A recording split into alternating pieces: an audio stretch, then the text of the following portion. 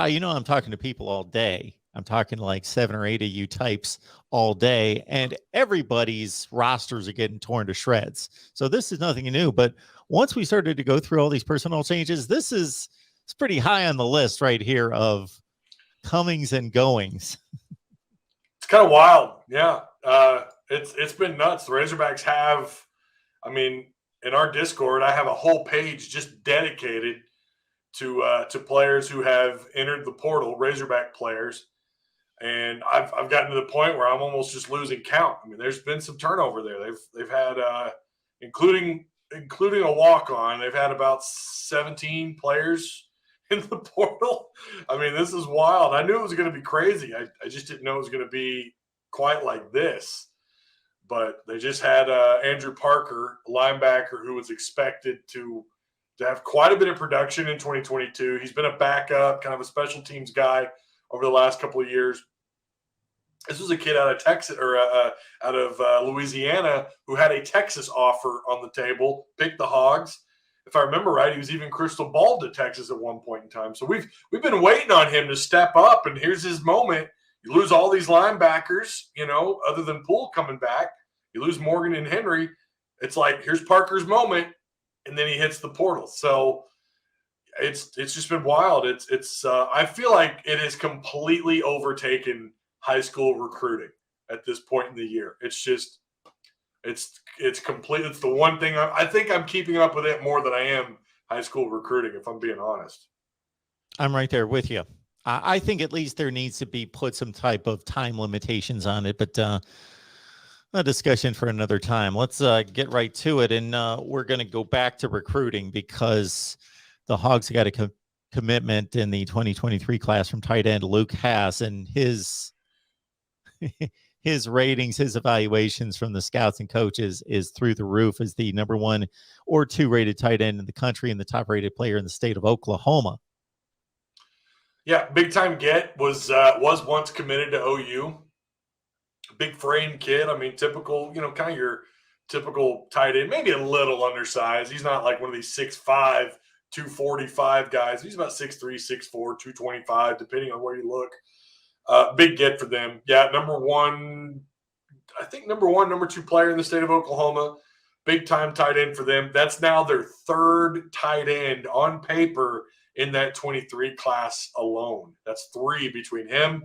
Another 4-star, Shamar Easter out of Ashdown, Arkansas, who is 6'5", 225. And then they got this Jaden Hamm kid, another 4-star. So that's 3 4-star tight ends. Hamm is 6'6", 225. Don't expect all 3 of them to come on campus in 23 and play the position. It sounds like we're going to have some movement there, but they needed to restock at tight end. They added some in this class, in the 2022 class. It looks like they're going to try and pile on in 2023. Again, not all 3 of those guys are going to play the position, I don't think, but a lot could happen between now and then.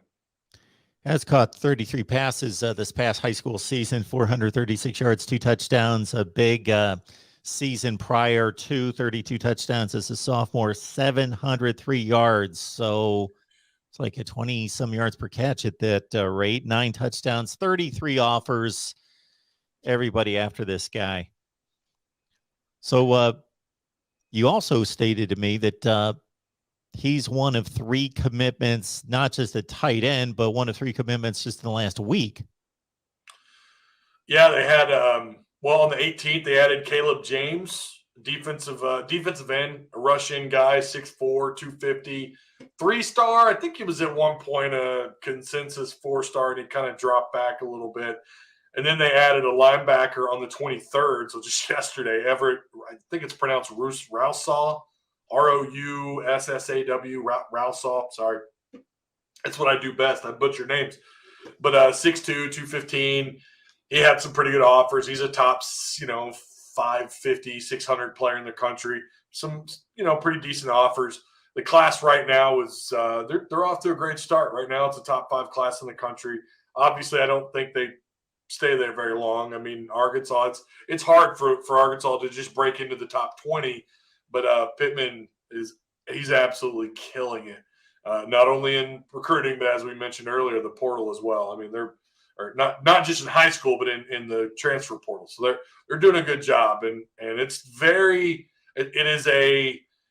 it's the first staff I feel like in a while that has prioritized recruiting so much so that they are willing to move coaches around, if you get my drift, into out the door rather, to replace them with someone who can recruit. We saw them do it last year at linebacker, and it looks like we're seeing them possibly do it now. And I know we're going to talk about that in a minute with the defensive line coach, but they have put a gigantic exclamation point next to recruiting. It is definitely a point of emphasis, as it is. I get it. It's the lifeblood of college football without a doubt, but I feel like we've had some staffs here in previous years that it just didn't seem to be that way.